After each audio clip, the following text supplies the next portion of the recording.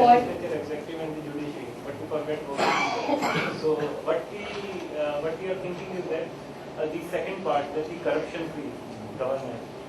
In the corruption-free government, if there is a pressure from the people side, then the corruption can be controlled. And why the corruption is so widespread is the reason that there is a very, very strong social acceptance of the corruption.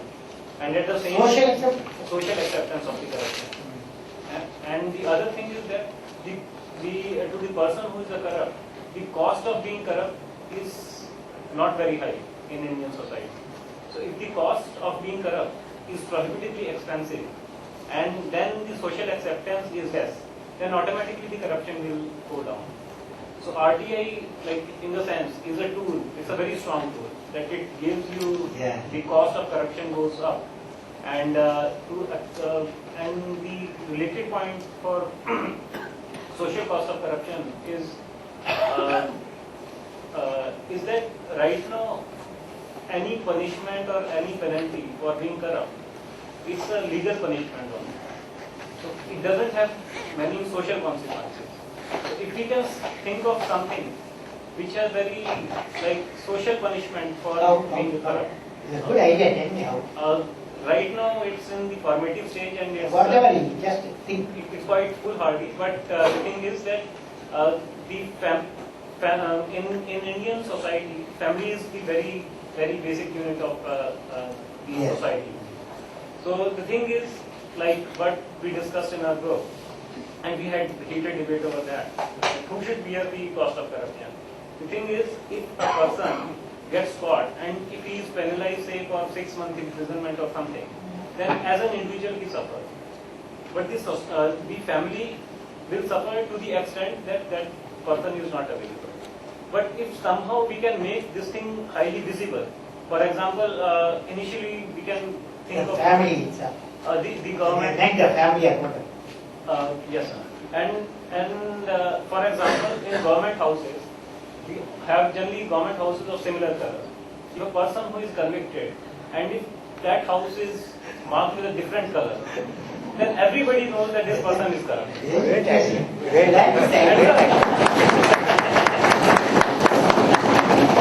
And so then he has two choices. One of the choices, the family either accept to stay with him, then they bear that cost of the social stigma of corruption. And if they don't agree to stay with him, they are separated. And this separation is by choice. Is the cost. And it's a very high cost. If the person is put in the jail, he doesn't have a choice. It's a compulsion. But if a person is separated, then it becomes a very high cost of choice. I am thinking, SDM, Yes, sir. can you say a few words of your experience? Transparent society. Yes. Gujarat experience. Yes. If you don't know. Sorry, I should not ask that question. If it makes you inconvenient. Now that you have asked No, that- transparency point. See, we are in the process of implementing one experiment in our collectorate.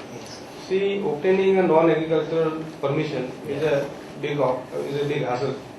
We can share that thought.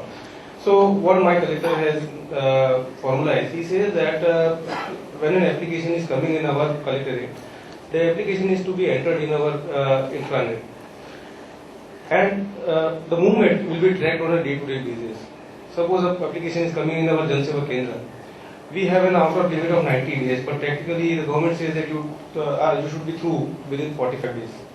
Our effort is to get it through within 30 days. So the effort is that will be given barcode scanners. So all applications are barcoded now. So what will happen? Suppose a paper is moving. E-governance. Suppose a paper has come to the Jan Seva Kendra, within a couple of days it should go to the concerned branch. So suppose it has gone to him.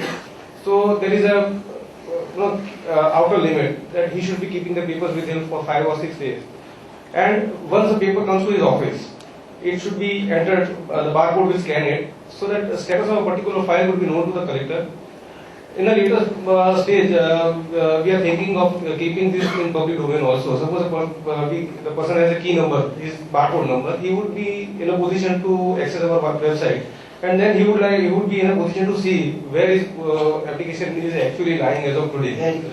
So suppression of information is a major issue where the corruption is Delay the corruption. no, delay and lack of information. Suppose I am an applicant, I am going to my government office. I would not know. I see a government official, he would say that your application is not with me. Yes. Now the information technology, it reveals everything. Where the application is lying as of today. It was expected that he should have disposed it of within 5 days. Why he is taking 10 days? What is the reason? Internal evaluation also will be in place. So we are in the process of implementing this particular experiment. Maybe within the next couple of months, we will see. This is the core area. This is the area which is highly sensitive, and the government also has come up with so many simplification in procedures. Lot many stages have been made redundant. So only 3-stage scrutiny is now in place instead of 5 or 7. So many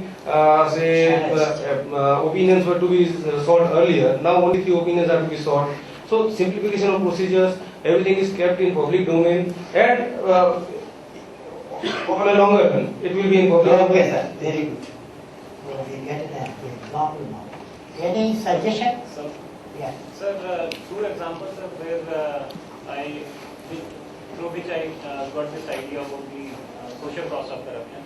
I am an ex-railway officer. So there is a thing called privilege pass to which railway staff is entitled.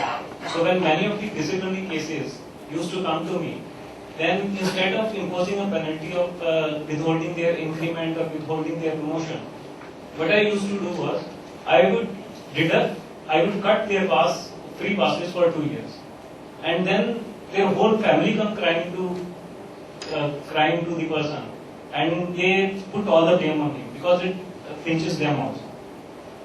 And the second example is that when I was in workshop used to be very dirty. It's not about corruption, but it's about social. The example is about social pressure. So I started encouraging the employees to bring their families to the workshop once in a month or once in a weekend. Initially, they started on Saturday. And there were some employees, some staff, who would keep their work area very clean, and they would very proudly bring their family to that place. And then what happened was that their family would generate pressure on the counterparts, and those families then put pressure on the other persons who keep things dirty. And over a period of time, they also started getting the area clean. Okay. That is how the social pressure works. Some social pressure seems to be an idea was not thought of. Now we are adding. Any friend? Any suggestion? Now, what is happening